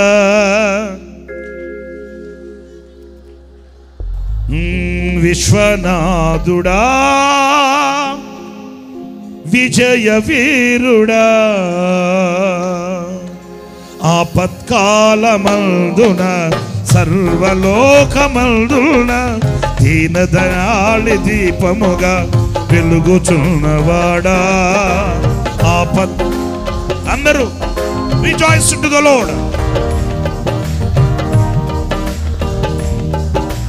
వెలుగుచున్నవాడా, ఆరాధింతు నిన్నే. గ్లోరీ. మరొకసారి ఆరాధింతు, గట్టిగా నాట్యమాడుతూ స్తుతిస్తూ పాడుదాం. నీ కృప ఎంత ఉన్నతమో వర్ణించలేను స్వామి, నీ కృప యందు తుది వరకు నడిపించు యేసయ్యా. ప్రేమా పూర్ణుడా, ఓ గ్లోరీ.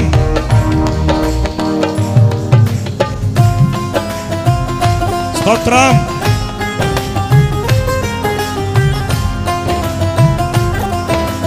చప్పట్లు కొడుతూ ప్రభునందు ఆనందించండి.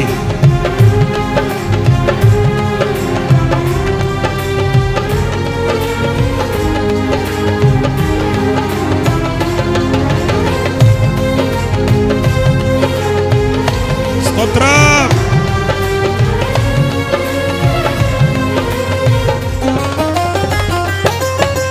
నిత్యము ప్రతినిత్యము నీ జ్ఞాపకాలతో నా అంతరంగమందు నీవు కొలువై ఉన్నావులే. నిత్యము ప్రతినిత్యము నీ జ్ఞాపకాలతో నా అంతరంగమందు నీవు కొలువై, నిర్మలమైన నీ మనసే నా అంకితం చేశావు. నీతోనే జీవింప నన్ను కొనిపోయేసయ్యా నా తోడు.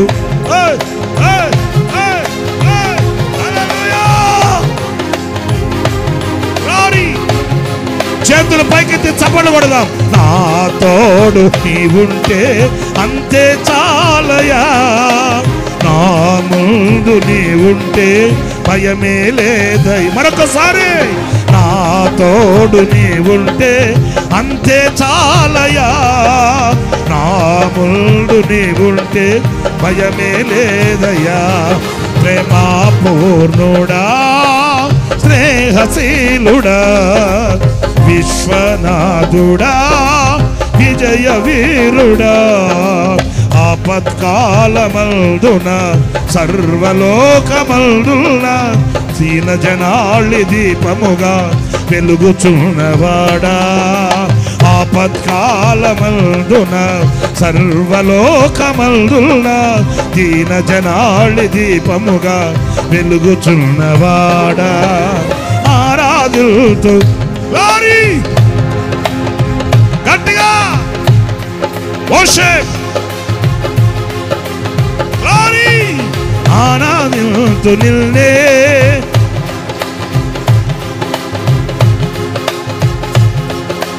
జీవితాంతము నీ కృప ఎంత ఉన్నతమో వర్ణించలేను స్వామి, నీ కృప యందు తుది వరకు నడిపించు యేసయ్యా.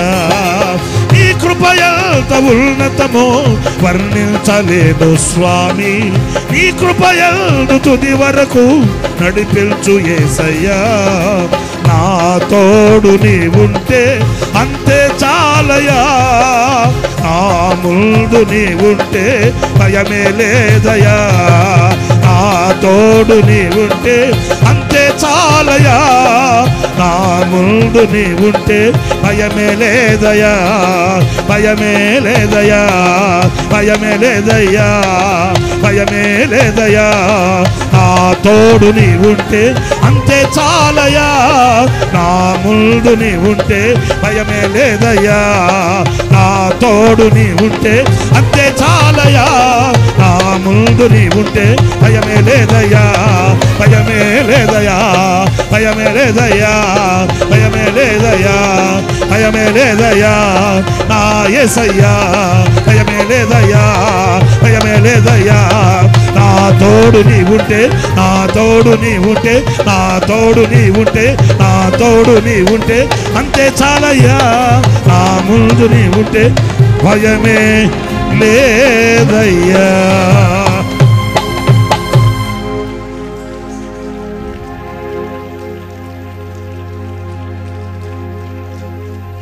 ప్రేమా పూర్ణుడా,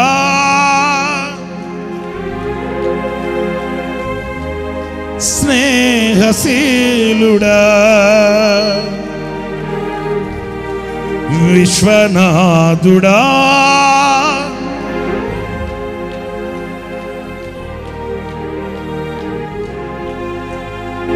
నా తోడు నీవుంటే అంతే చాలయా,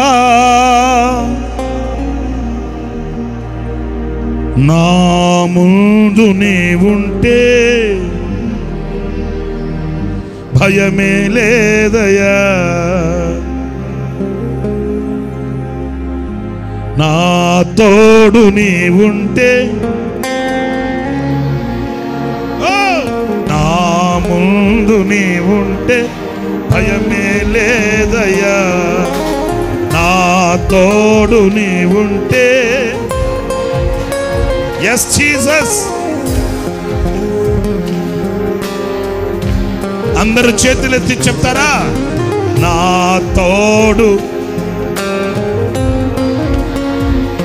చాలయా,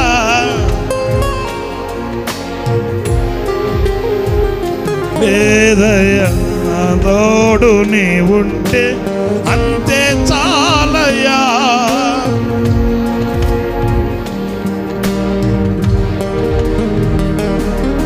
ప్రేమా పూర్ణుడా,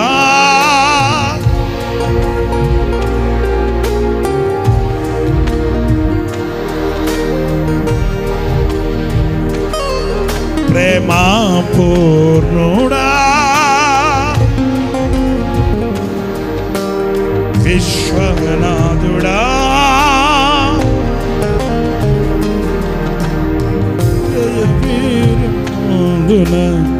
సర్వలోకం దీన జనాళిని వెలుగు చేతులెత్తి ఆరాధింతు నిన్నే ఆనందింతు నీలో మరొక్కసారి ఆరాధింతు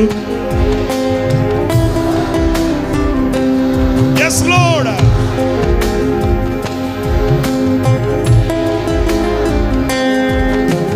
నీ కృపయంత ఉన్నతము వర్ణించలేను స్వామి నీ కృపయందు తుది వరకు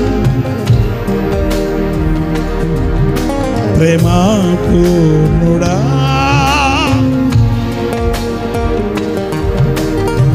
విశ్వనాథుడా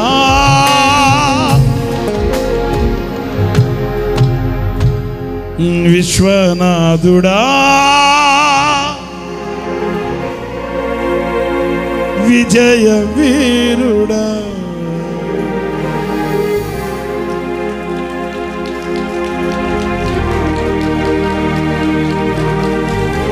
praise praise praise praise praise praise praise praise praise praise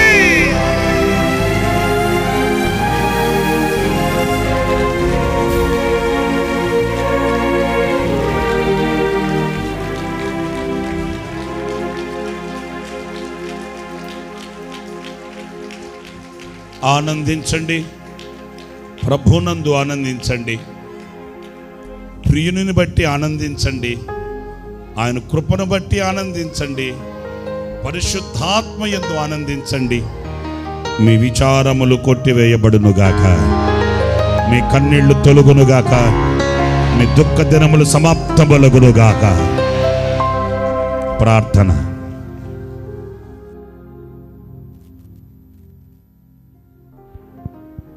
పరిశుద్ధుడైన తండ్రి ఆశ్చర్యకరుడానికి స్తోత్రాలు. ఈ నెల ఈ 2వ పునరుత్థానపు ఆరాధనను మహిమకరంగా మీరు జరిగించినందుకు ఆయనకు స్తోత్రాలు. మా స్తుతులపై ఆసీనుడా, మా మధ్యలో సంచరించుచున్నవాడా, మా మనస్సు ఎరిగిన మహారాజా, విచారములతో నీ సన్నిధికి వచ్చినటువంటి నీ బిడ్డలను మీరు కనికరించి విచారమును కొట్టివేస్తానని, నేను మీకు ఆనందమును కలుగు చేస్తానని మీరు మాట్లాడినందుకు ఆయనకు స్తోత్రాలు చెల్లిస్తున్నాను. అది ఎట్టి ఆనందమో మీరు మాకు వివరించి తెలియపరిచారు. ప్రియుణ్ణి బట్టి కలిగే ఆనందం మీరు మాకు దయచేస్తానని చెప్పారు ప్రభువా. నిజమే, ఈ లోకములో ఉన్నటువంటి ఆనందం అశాశ్వతమైనది, తాత్కాలికమైనది ప్రభువా. మీలో కలిగే ఆనందం అది స్థిరమైనది. నీవు ప్రభువా లోకములో ఉన్న వారందరిలో ప్రత్యేకించబడిన వాడవు. నీలో ఉన్న పరిశుద్ధత, నీలో ఉన్న పవిత్రమైన ప్రేమ, నీలో ఉన్న ఉపకార బుద్ధి, నీలో ఉన్నటువంటి క్షమాపణ కలిగినటువంటి మనస్సు నైనా దానిని బట్టి మేము తలంచుకుంటూ ఆనందించడానికి కృప దయచేయండి. ప్రభువులో ఉన్నటువంటి ఆ గొప్ప నిత్య ఆనందం మా గుండెలు నిండా ఉండేటట్లుగా మీరు సహాయము చేయమని ప్రార్థిస్తున్నాను. ప్రతి క్షణం ప్రతి నిమిషం నిన్ను తలంచుకుంటూ, నీలో ఉన్నటువంటి దైవ స్వభావాన్ని తలంచుకుంటూ ఆనందించుటకు మీరు కృప దయచేయమని ప్రార్థిస్తున్నాను తండ్రి. మా బాధలను, మా ప్రాణ బాధలను కనిపెట్టినటువంటి గొప్ప దేవుడవు. మమ్మల్ని కృంగిపోనివ్వకుండా మాలో ఉన్నటువంటి మోగ వేదన, ఎవరికి చెప్పుకోలేనటువంటి వేదన ప్రభువా, అందులో మేము కృంగి నైనా నశించిపోకూడనట్లు మీ కృపతో మమ్మల్ని జ్ఞాపకం చేసుకున్నందుకు ఆయనకి స్తోత్రం. నీ కృపతో మమ్మల్ని తలంచుకున్నందుకు ఆయనకి స్తోత్రం. మీరు మా ఎడల చూపినటువంటి కృపను బట్టి మీరు మమ్మల్ని లేవనెత్తినందుకు ఆయనకు స్తోత్రాలు చెల్లిస్తున్నాను. ఈ కృపను బట్టి మేము ఆనందించుటకు మీరు సహాయము చేయమని ప్రార్థిస్తున్నాను. ఎందరో ఈ కృపలో నుండి తొలగిపోయి ఉన్నారు ప్రభువా, ఈ కృపకు దూరం అయిపోయి ఉన్నారు తండ్రి. మమ్మల్ని అయితే నిత్యము నీ కృపలో భద్రపరిచినందుకు ఆయనకు స్తోత్రం. మీ కృపను పొందుకోవడానికి మీరు కృప దయచేసినందుకు ఆయనకు స్తోత్రాలు. ప్రతి క్షణం మీ కృపలోనే మమ్మల్ని అడుగులు వేయించుతున్నందుకు ఆయనకు స్తోత్రం. నీ కృప తప్ప వేరొకటి మాకు లేదు నాయనా. ఇదిగో ఈ దినమున ఈ స్థితిలో ఉన్నామంటే కేవలం నీ కృప, నీ కృప, నీ కృపయే మమ్మల్ని బ్రతికిస్తుంది. నీ కృపయే మమ్మల్ని జీవింపచేస్తుంది. నీ కృపయే మమ్మల్ని లేవనెత్తింది ప్రభువా. ఇందులో మేము ఆనందించుటకు మీరు సహాయము చేయమని ప్రార్థిస్తున్నాను. పరిశుద్ధాత్మలో కలిగే ఆనందం మేము కలిగి ఉండటానికి మీరు కృప దయచేయమని ప్రార్థిస్తున్నాను తండ్రి. మా ఎదుట ఎన్నో వ్యతిరేకతలు, మా ఎదుట ఎన్నో ఆటంకాలు ప్రభువా. ఈ ఆటంకాలు, వ్యతిరేకతల్లో ఎల్లప్పుడూ మిమ్మల్ని స్తుతిస్తూ మా స్థితిని మార్చగలిగినటువంటి దేవుడు నీవని నేను స్తుతిస్తూ ఆత్మలో ఆనందించగలిగే కృప ప్రతి ఒక్కరు పొందుకొనుదురుగాక. నా తండ్రి నీకు స్తోత్రం. మాకేమున్నా లేకపోయినా ఆత్మలో ప్రభువా మాతోనూ మాలోనూ ఉండటానికి మీరు పంపిన పరిశుద్ధాత్మని, ఆదరణకర్తను ప్రభువా బట్టి మేము సంతోషించుటకు సహాయము చేయమని ప్రార్థిస్తున్నాను. ఇట్టి ఆనందం నిలిచినటువంటి ప్రతి ఒక్కరిలో, నీ వైపు చేతులెత్తి ఆశించిన ప్రతి ఒక్కరిలో నిండుగా కలుగునుగాక. ఎవరు తీసివేయలేనటువంటి ఈ ఆనందములో నిబిడలు ప్రహర్షించుదురుగాక. నా తండ్రి, ఇంతవరకు మీ సన్నిధి మాతో కూడా ఉంచారు. నీ దాసుని మీరు అభిషేకించి వాడుకున్నారు. ఇంకా ఉన్నతమైన కృపను అనుగ్రహించమని ప్రార్థిస్తున్నాను. మీ రక్త మాంసంలో పాలు పొందబోచున్నటువంటి ప్రతి బిడ్డకు మంచి మనస్సాక్షిని దయచేయమని ప్రార్థిస్తున్నాను. ఇంకా బాప్తిసం పొందిన వారిని సిద్ధపరచండి తండ్రి. నీకు స్తోత్రం. అయోగ్యంగా ఎవరు పాలు పొందకుండా యోగ్యమైన మనస్సుతో పాలు పొంది నిత్య జీవానికి అర్హులగునట్లుగా, ఆత్మలో క్షేమాభివృద్ధి కలుగునట్లుగా, ఆధ్యాత్మికమైన బలము కలుగునట్లుగా మీరు సహాయము చేయమని, సమస్తమును క్రమముగా మర్యాదగా ఇంతవరకు జరిగించినందుకై నీ కృతజ్ఞతాస్తుతులు చెల్లిస్తూ నీ బిడ్డల కృపాక్షేమాలతో సమాధానము, నెమ్మది, ఆరోగ్యముతో పంపమని నజరేయుడనే యేసు నామం అడుగుచున్నాను తండ్రి. ఆమేన్. మన ప్రభువు అయిన యేసుక్రీస్తు కృప, తండ్రి అయిన దేవుని ప్రేమ, పరిశుద్ధాత్మనందలి అన్యోన్యమైన సహవాసం, సన్నిధి, సముఖం ఈ ఆరాధనలో పాలు పొందిన ఒక్కొక్కరికి సదాకాలం తోడై ఉండి నడిపించునుగాక. అందరం చెప్దాం ఆమేన్, ఆమేన్, ఆమేన్. ప్రభు పేరట మీ అందరికీ వందనాలు. ప్రభు మిమ్మల్ని ఆశీర్వదించి దీవించుగాక.